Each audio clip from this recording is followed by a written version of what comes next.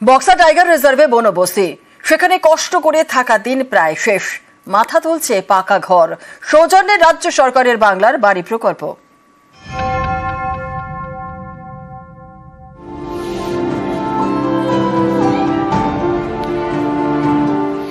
বনবস্তিতে তৈরি হচ্ছে পাকা বাড়ি রাজ্য সরকারের টাকায়, বাংলার বাড়ি প্রকল্পে। আলিপুরদুয়ারের কালচিনি, এখানেই জয়ন্তী। বক্সা টাইগার রিজার্ভের কোর এরিয়ায় বনবস্তি।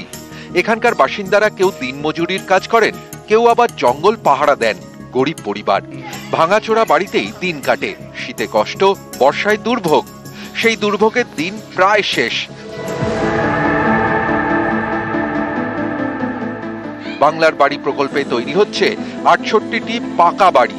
প্রথম কিস্তির টাকায় অর্ধেক বাড়ি হয়ে গিয়েছে, এখন দ্বিতীয় কিস্তির টাকা ঢোকার অপেক্ষা।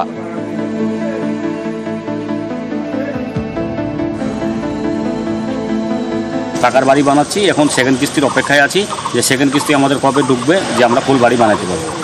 আমি মাননীয় মুখ্যমন্ত্রীকে অনেক অনেক ধন্যবাদ জানাচ্ছি যে আমাদের একটা ছোট্ট গ্রাম, ওই গ্রামের মধ্যে 68টা বাড়ি দিয়েছে। সবাই মিলে খুশি আছে। টিন ভাঙ্গা ছিল, উপর দিয়ে জল পড়তো, এখন গরিবের যা হয় আর কি, এখন তো একটু থাকার মতন হয়েছে।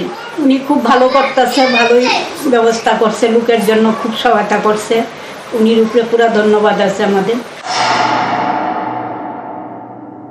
ফরেস্ট ভিলেজার্সদের যে প্রবলেমটা ছিল সেই প্রবলেমটা সলভ হয়ে গেছে। এবার হাফ কিস্তি টাকা পেয়ে গেছে, বাকি টাকাও পেয়ে যাবেন ওনারা। স্বাভাবিকভাবেই তারা খুশি হবেন। আলিপুরদুয়ার থেকে রাজকুমার কর্মকার, নিউজ 18 বাংলা।